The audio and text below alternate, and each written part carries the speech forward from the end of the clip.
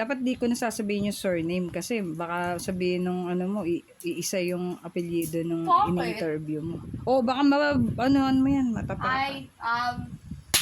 Okay. Asan na yung top? Uy, ito wala pa. Hello, hello, hello. Hi. Kure. Annyeonghaseyo! Anyong. What is your name? My name is Tita Ume. Asa ang antas ka na ng buhay mo? Nasa antas na ako ng pagod sa paglalaba at pagluluto everyday. Na may asawang matigas ang ulo din. Okay. Ano na siya, guys? Kasal na? Yes, I'm married. I have 2 children. Yung in-interview lang kanina, yun lang din yung mga yun. Yes. Isang angkan yung in-interview namin. Okay, anyway. First question, maliban doon sa introduction.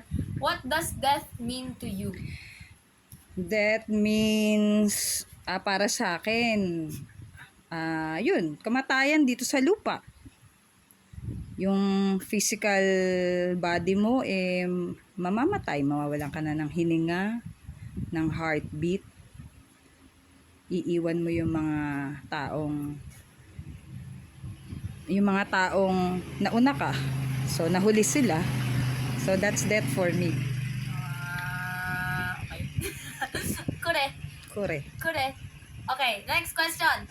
If you knew you had only 1 year left to live, what would you do?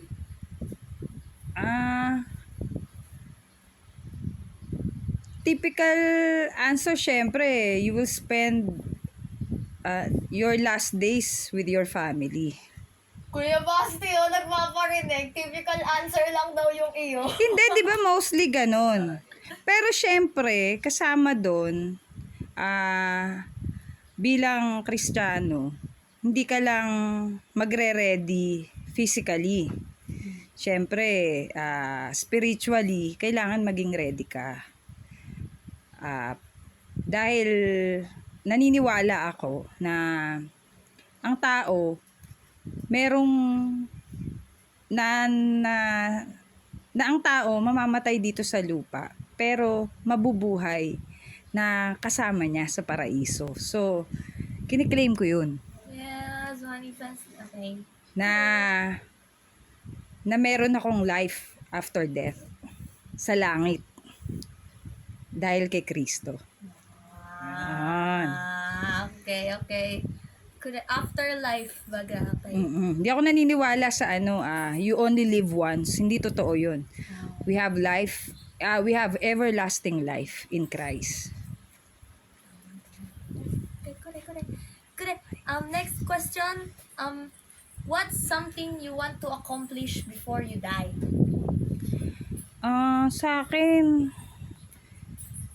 marami. Nasimulan ko yung nagpamilya ako, nagkaanak ako, nakapag-aral sila, hopefully makatapos sila, magkaroon sila ng sariling pamilya.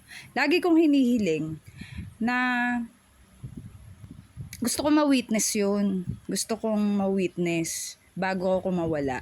Yung makita ko sila na gano'n na nagkapamilya, nagkaanak. Kasariling buhay. Oo, na okay na sila, settled na sila.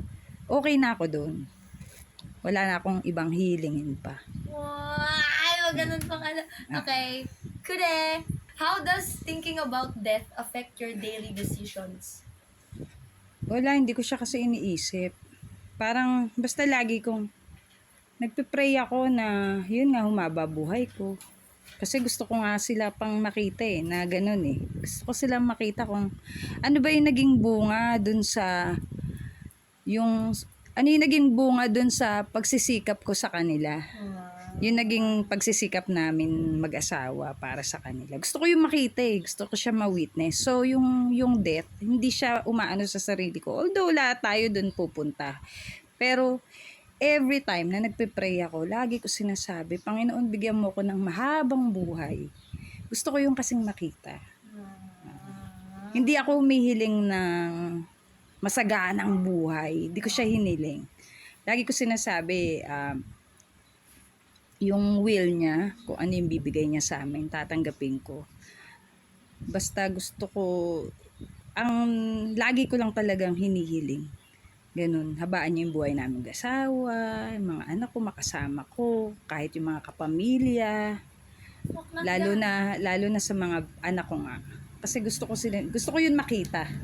Kasi ano eh, yun yung accomplish ng magulang eh, kung ano yung nagiging bunga nung yung fruit nung naging pagsisikap mo during maliliit sila hanggang sa tumanda sila. Ayun. Correct, correct, Correct. correct. So, last question! Yay! Dapat nandito si Job eh, para sa last question. Up ka? Wala, ayaw, naiinitan niya. Yung umano. Okay. Last question. If you could leave one message for future generations, what would it be? Dapat, kasi natural yung naging reckless tayo eh sa mga decision, lalo na pagka mga bata pa. You only live once. Yun yung iniisip, no? You only live once. Pero sana merong time na hindi maging huli yung lahat. Oo, na sana magkaroon ng pagkakataon na yung itama yung mga mali. Gawin yung mga dapat ginawa. Kasi ako sa sarili ko rin, iniisip ko yun eh, na buti na lang hindi naging too late na ganito, na na-realize ko to. Kasi kapag bata ka, wala ka pang iniisip. Parang, eto lang, masaya to. Oo. Masarap to. Masaya to, ganyan. Pero sana ganun. Hindi lahat. Sana magkaroon ng time na itama mo. Yung nando ka sa direction na, sa diretso ulit tayo. Huwag tayong liliko-liko. So parang pag-isipan nila yung gagawin nila bago gumawa. Parang ganun. Oo, tapos kung magkamali ka, tama mo. Yun. Okay. Kasi normal yun eh, bilang bata ka, yun nga nagiging reckless. Lalo na yung mga peer pressure, di ba? Pero sana, yun nga, sa panahon, merong time na marirealize mo, ay, tatama ko na to. Ay, hindi na to tama. Mali na to, mali.